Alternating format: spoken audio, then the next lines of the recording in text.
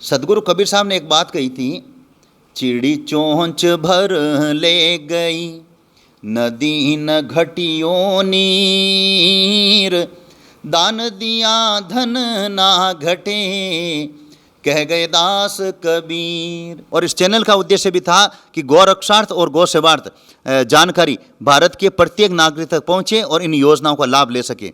मैं उन संतों में से हूं, एक अखाड़े का संत हूं, न कि राम राम करने वाला। 4 भाई है और एक संपत्ति के लिए मतलब क्या मर मिट रहे हैं और सर फोड़ रहे हैं, तो वो खून का रिश्ता क्या काम आया। मतलब उसमें कई लड़कियां और कई लड़के आपस में फ्रेंड्स बनते हैं, मित्र बनते हैं, लेकिन मतलब क्या उनका रिश्ते 6 महीने से ज़्यादा नहीं टिकते हैं।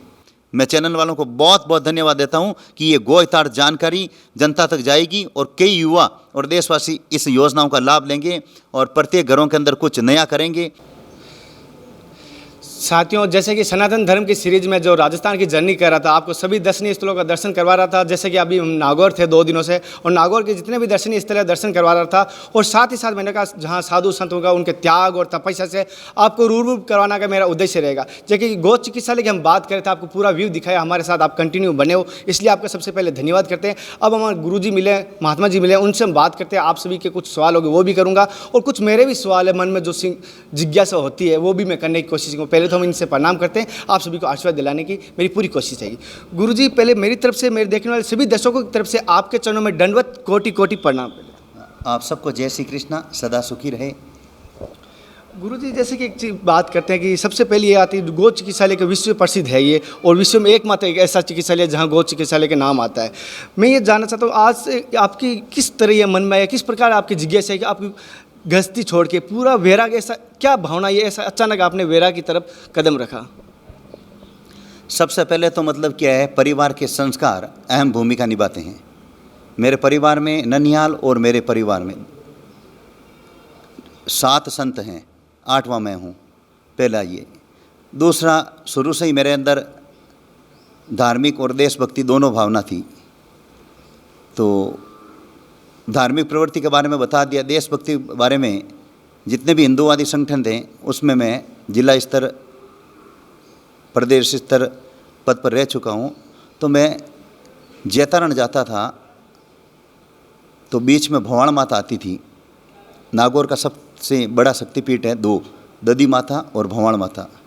वहाँ करीब 1 घंटे माता जी की मैं आराधना करता। तो 22 फरवरी की रात्रि को 2008 भवान माता ने स्वप्न में अंदर आई और कि मैं गौ सेवा करूं। उस समय रामदेव पशु मेला चल रहा था।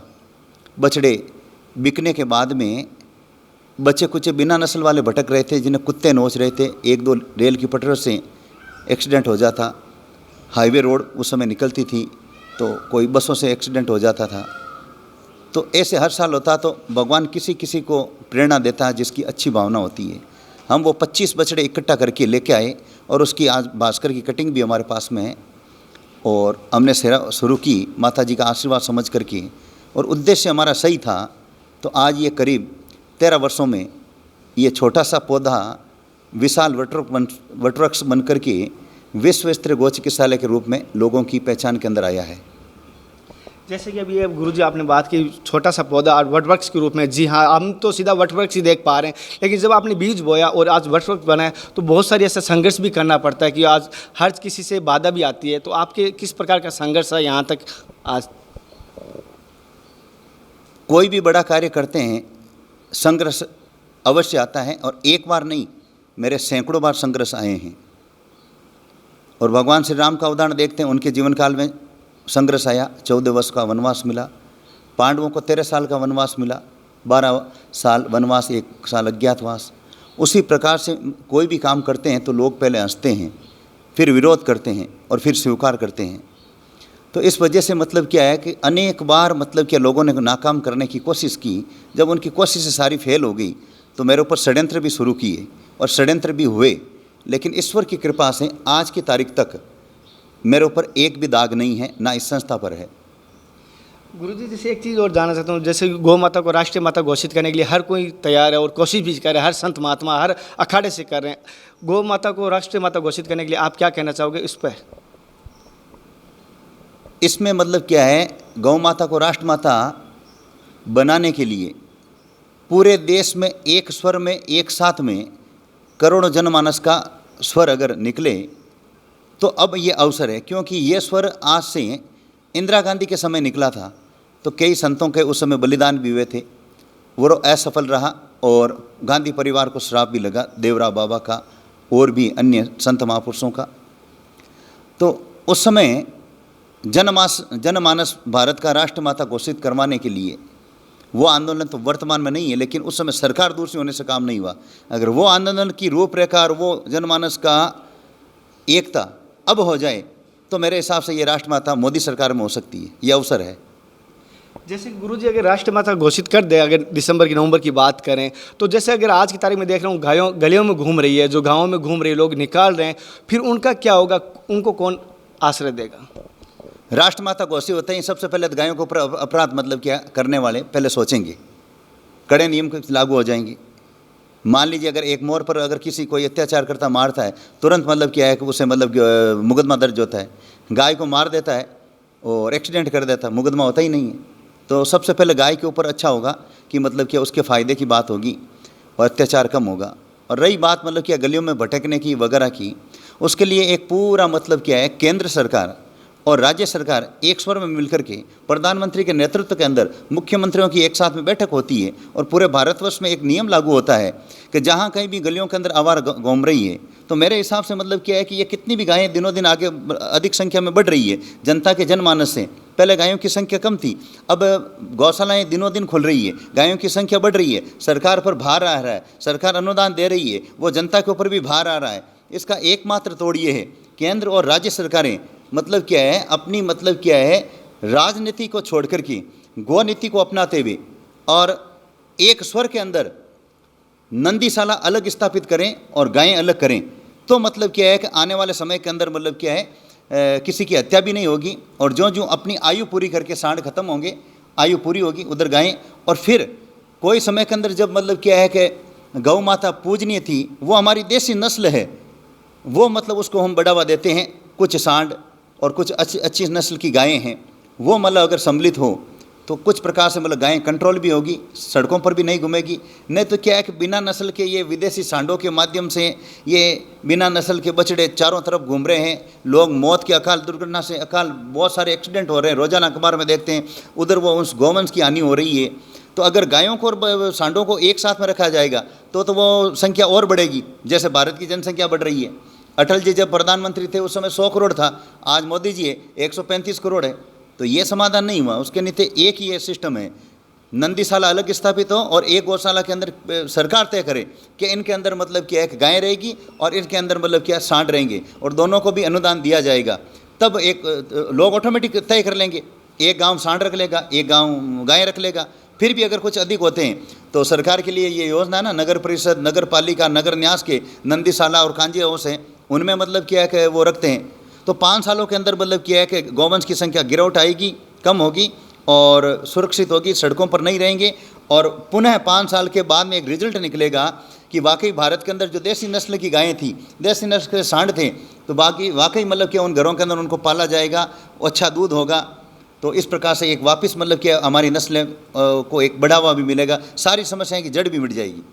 जैसे कि गुरुजी एक चीज़ और जानना चाहता हूँ, कुछ लोग इस गाय की सेवा करना चाहते हैं, लेकिन उनके घर में ऐसी स्थिति नहीं होती है और वो बाहर होते हैं, हर जगह जा नहीं पाते, वो किस प्रकार गायों की सेवा कर सकते हैं? और कुछ भाई ऐसे भी हैं जिनकी गायों की सेवा करने की इच्छा है, लेकिन उनकी आर्थिक स्थिति ना होते हुए भी वो करना चाहते हैं, वो किस प्रकार कर सकते हैं? दोनों की परिभाषा। मेरे कहने का मतलब ये है कि अभी मैं एक पानी की कुंडी मंगवाई हूँ, जो मैं वितरण भी करता हूँ और यहाँ बहुत सारी संख्या में मिलेगी।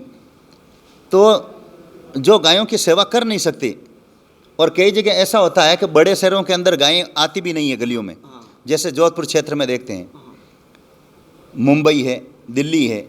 तो उनके लिए एकमात्र मतलब क्या ये है कि जहाँ जहाँ गाँवों के अंदर आ रही है गायें वगैरह, उन क्षेत्रों के लिए अलग नियम है कि घर के बाहर एक पानी की कुंडी रखें, जो हमने हज़ारों की संख्या में दी है और आज अभी आपके सामने ला रहा हूँ।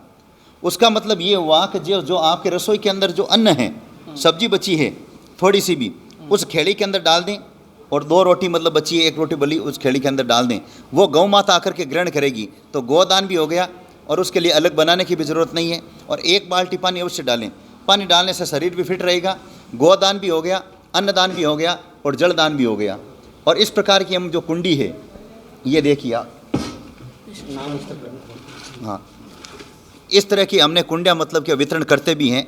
और ऐसी कुंडी के अंदर अपन जो बचा हुआ अन्न अगर उसमें डाल देते हैं, 2 रोटी डाल देते हैं, तो गाय आकर के ग्रहण करेगी और घर के अंदर वेस्ट चीज़ है वो इसके अंदर आ जाएगी और गौ सेवा भी हो जाएगी और 1 रुपया नहीं लगेगा, एक। और बड़े बड़े महानगरों की अगर बात करते हैं, जहाँ कॉलोनियाँ हैं, उन क्षेत्रों में मतलब गायें नहीं आती है, तो वह अपने गांव की, अपने नगर की, अपने कस्बे की गौशालाओं के लिए गुल्लक रखें और परिवार का सदस्य या परिवार की ओर से प्रतिदिन उसमें 10 रुपये डालें।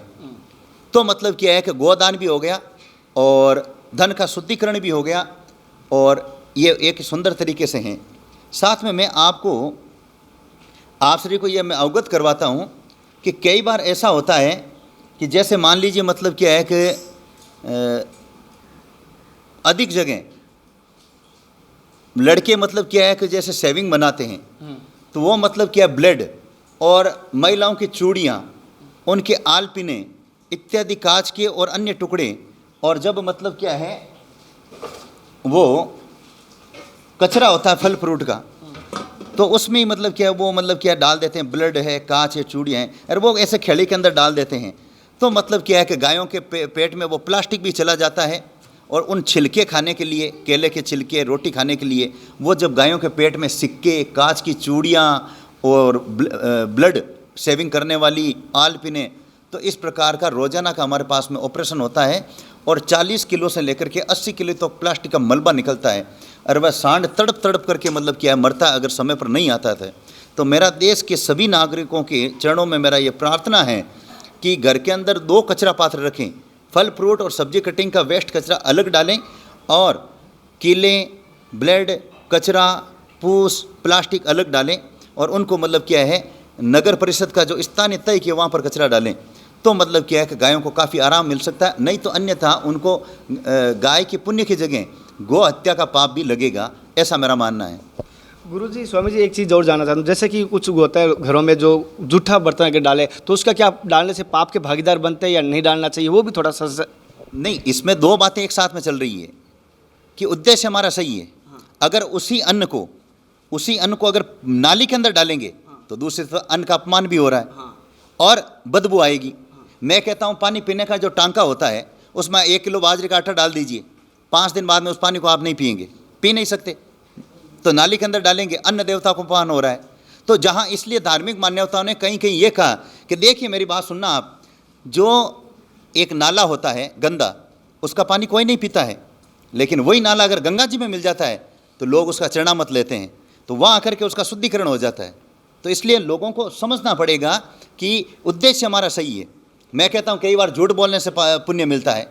अगर हम चौराहे पर खड़े हैं और उस समय कसाई गाय लेकर के जा रहा है काटने के लिए, और मान लीजिए उस गाय को कसाई ने छुड़ा लिया और आपसे या मेरे को पूछता है गाय किधर गई, गाय उधर जाती है, तो मेरा धर्म बनता है कि गाय इधर गई है, झूठ बोलना, उस समय आपको पुण्य लगेगा। और उस समय आपने सच बोल दिया तो उस समय आप गौ हत्या के पाप के भागी बनेंगे। इसलिए दिमाग से कचरा निकाले, भारत के देशवासियों से निवेदन, उस बचे हुए अन्न को गौ माता को डालें और उससे मतलब क्या उसको गौदान का पुण्य मिलेगा।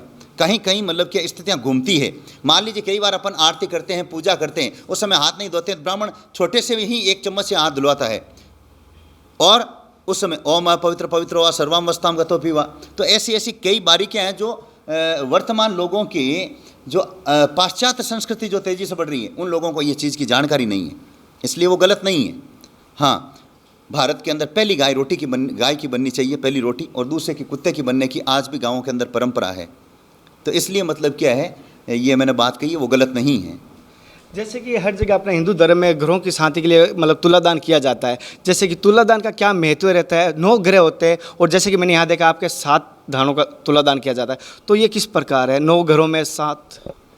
तुलादान मतलब क्या है कि जीवन में व्यक्ति को एक बार अवश्य करना चाहिए। और इस ब्रह्मांड के अंदर 9 ग्रह हैं, सूर्य, केतु, मंगल, बुध, शुक्र, राहु, शनि इस प्रकार के ये 9 जो ग्रह हैं वो व्यक्ति के जीवन के अंदर प्रभाव डालते हैं।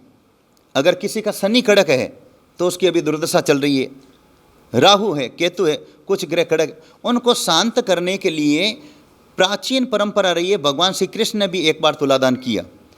और दूसरा, व्यक्ति के अंतिम समय के अंदर प्राण सुखपूर्वक निकल जाए, तड़फे नहीं, उसलिए भी तुलादान को एक महत्व दिया गया है। और उसमें 9 ग्रह की प्रार्थना की जाती है, जो भारत के साहित्य ही विधिवत कोई गौशाला में तुलादान होता होगा, लेकिन वहाँ एक जैसा जैसा मेरे शास्त्रों के हिसाब से देखता हूँ, अगर हम नवरात्रा करते हैं तो जितनी श्रद्धा से जितनी भी पूजा करते हैं, आस्था और पूजा हो, उतना ही रिजल्ट मिलेगा। मारवाड़ी में कहवे जो गुड़ गाले जितो मिठो होवे, तो उसी प्रकार से मतलब अगर विधिवत तुलादान करते हैं उसका रिजल्ट ज़्यादा मिलता है। तो इसी प्रकार से उसमें 9 ग्रह की प्रार्थना होती है, विधिवत तुलादान होता है। और तुलादान वही मानिए है कि एक तरफ आप बैठेंगे और एक तरफ मतलब क्या ध्यान रहेगा, और उसका मंत्र का उच्चारण होगा, श्लोक पढ़ा जाएगा। और 7 दान इसलिए डालते हैं, वैसे 9 भी डाल सकते हैं, लेकिन मतलब क्या है कि 7 की संख्या पवित्र मानी गई है। तो इस प्रकार से मतलब क्या 7 दान का मतलब क्या मिश्रण करके सप्तधानम गोहित तुलादानम, ये एक मंत्र है। सप्तधानम गोहित तुलादानम भानु शशि भूमि सुतो बुधश्च गुरुश्च शुक्रः शनि राहु केतवः कुर्वन्तु सर्वे जीवन मंगलम। 7 दान से हम तुलादान कर रहे हैं और 9 ग्रह इनका जीवन मंगलमय करें। तो ये जो हमारी परंपरा आ रही है उसमें ज़रूर कुछ सोच समझ के हमारे ऋषि मुनियों ने इसका मतलब क्या है किया है। तो सब जगह एक संख्या समान लागू नहीं होती है यूँ। तो इस प्रकार से मतलब क्या है ये तुलादान का महत्व है, और अभी आप देखेंगे और अपन करेंगे भी, और जनता को भी इसको प्रेरणा देंगे। जैसे कि गुरुजी, कुछ हमारे दर्शक हैं जो बाहर रहते हैं, आउट ऑफ इंडिया से मेरे को बहुत बार कॉल आते हैं, सर हम करना चाहते हैं, तो वो किस प्रकार कर सकते हैं? कुछ महात्मा कहें उनका हाथ लगाना जरूरी है, पास में बैठना जरूरी है, क्या इसके पीछे की क्या सच्चाई, किस प्रकार वो आ सकते हैं, किस प्रकार कर सकते हैं? देखिए, मेरा ऐसा कहना है, शास्त्रों में अगर अध्ययन है कि व्यक्ति अगर स्वस्थ है तो स्वयं अपना नित्य कर्म करें, पूजा पाठ वगैरह। मैं एक बात कहता हूँ, नाराज तो नहीं होंगे? आप पूर्णतः स्वस्थ हैं, ताकि देश के लोगों को प्रेरणा के लिए कह रहा हूँ। मेरी उम्र, मेरा स्वास्थ्य आपको लगे, तब आपको प्रतिदिन स्नान करना है, प्रतिदिन नियमित पूर्वक दिनचर्या करनी है। मान लीजिए वृद्धावस्था के कारण, बुखार के कारण या लकवे के कारण आप उठ नहीं पाते हैं, तो वहाँ पर ईश्वर ने छूट दी है 2। और तीसरा, अगर हम यात्रा के अंदर जाते हैं, जैसे मान लीजिए प्रयागराज जाते हैं और कहीं भी जाते हैं, तो कुछ नियमों में ढील दी गई है, पूरा शासन संसाधन पूजा का मिलता नहीं है। तो उसी प्रकार से अगर वह व्यक्ति आ नहीं सकता और मतलब क्या है वो पूरी उसकी मानसिकता है कि मैं तुलादान करूं, तो मतलब क्या इस प्रकार से ऑनलाइन तुलादान भी होता है कि जैसा इस महिला का अभी होगा। ये महिला यहाँ हाजिर नहीं है और तुलादान की व्यवस्था इनके पास में वहाँ क्षेत्र में नहीं है, गौशाला पास में नहीं है, तो उनका एक फ़ोटो रखा जाएगा, नाम लिखा जाएगा और वो फ़ोटो तुलादान पर रखा जाएगा और इनको पूछा जाएगा कि आपका वजन कितना है, उतना का उतना वजन का धान उधर रखा जाएगा और उनके निमित्त मतलब ये पूजा होगी। जिस प्रकार से किसी के निमित्त पूजा होती है, किसी के निमित्त यज्ञ होता है, तो ये तो एक वाकई तोड़ है इसका। और जैसे कि स्वामी जी ने, गुरु जी ने बताया था, जैसे कुछ बाहर से थे, न्यूयॉर्क से थे, दुबई से थे, उन्होंने कहा था किस प्रकार कर सकते हैं, इन्होंने जैसे बताया था। और जैसे कि मैं ये कहता हूँ, नित्य अगर एक रोटी भी गौ को डाले, वो भी आपने गुरु जी ने जैसे बताया। गुरु जी, जैसे आप समस्त भारतवर्ष आपको देख रहे हैं, हमारे दर्शक भी देख रहे हैं, तो तलवार लो, आप क्या कहना चाहोगे उन सभी को गौ को लेकर? पहली रोटी गाय की, हाँ, उसके ऊपर हाँ, मेरा ये नियम मैं सभी को कहता हूँ कि पहली रोटी अगर गाय की निकाले तो उसका जीवन धन्य भी होता है, और जो वो बरगद कर रहा है उसके माइनस में भी नहीं जाएगा, उसको प्लस में मिलेगा। अगर गौ के लिए अगर 10 रुपये भी निकाल रहा है 100 में से, उसके अगले दिन 110 रुपये उसकी अर्निंग होगी। ये मेरा मानना है। भारतीय संस्कृति रही है कि मतलब पहली रोटी गाय की बननी चाहिए और दूसरी रोटी कुत्ते की बननी चाहिए। उसमें उस गाय का मतलब आशीर्वाद मिलता है और ये हमारी परंपरा भी है, और उससे मतलब क्या है कि बड़ा कोई पुण्य नहीं है। और वाकई हमारे ये कई भी बिटिया की शादी भी होती है तो भी मतलब क्या उसकी एक रोटी अग्नि देवता को चढ़ाई जाती है, और बाहर कुछ पशुओं को भी दी जाती है, संतों को भी दी जाती है। तो ये परंपरा होनी चाहिए। लोगों से मेरा निवेदन है और उस चीज़ को समझें।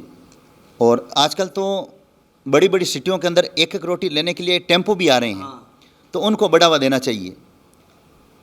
सदगुरु कबीर साहब ने एक बात कही थी, चिड़ी चोंच भर ले गई नदी न घटियो नीर, दान दिया धन ना घटे, कह गए दास कबीर।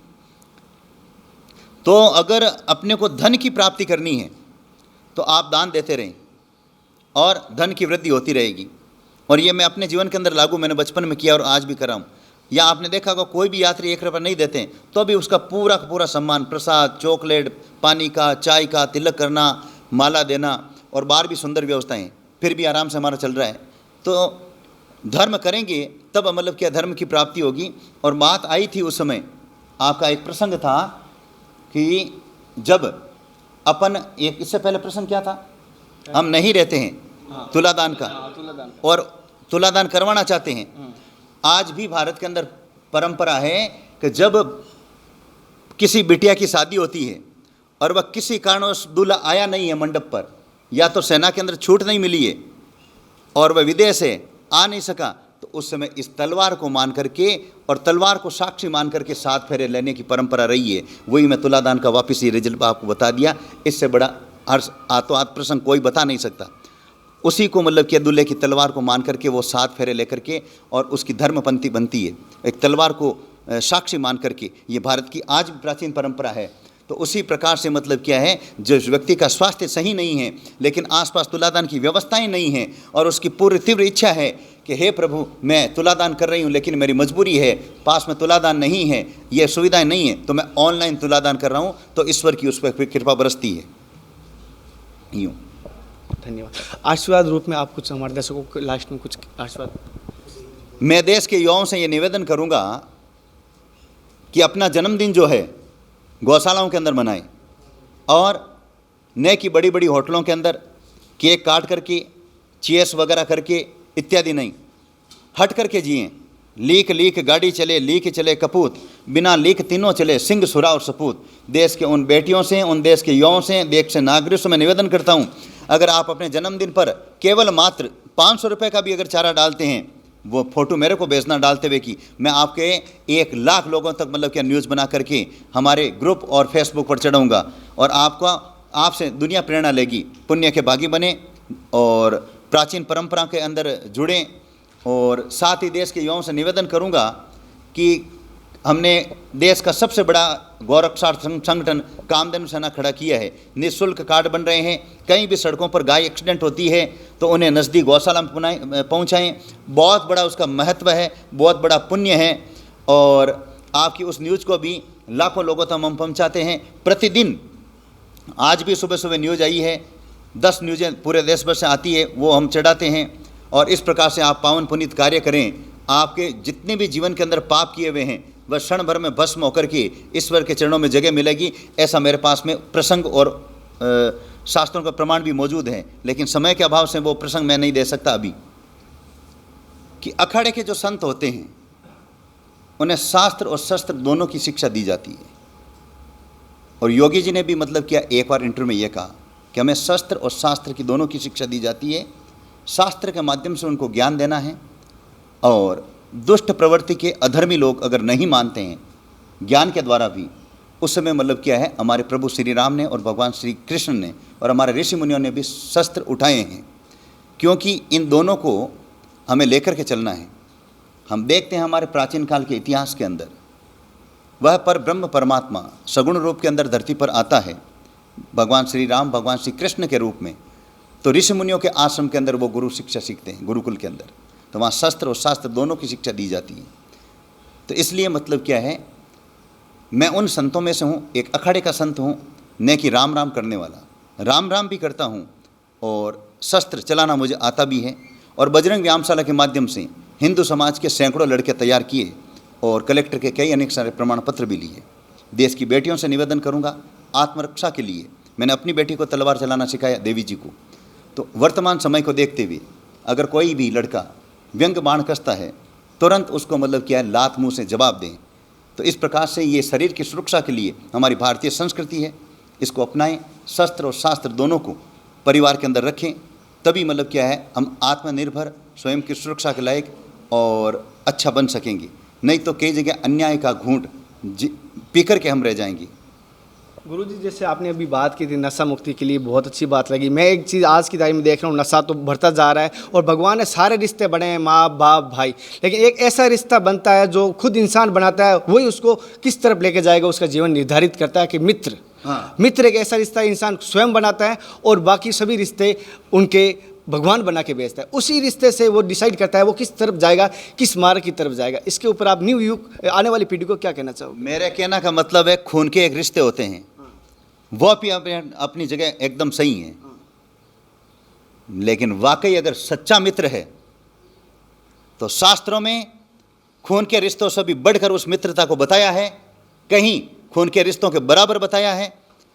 आप उदाहरण देख लीजिए, कई कई जगहों पर युद्ध के मैदान के अंदर मित्रों ने साथ दिया है और अपने पहले प्राणियों की आहुति दी है और अपने मित्र की रक्षा की है।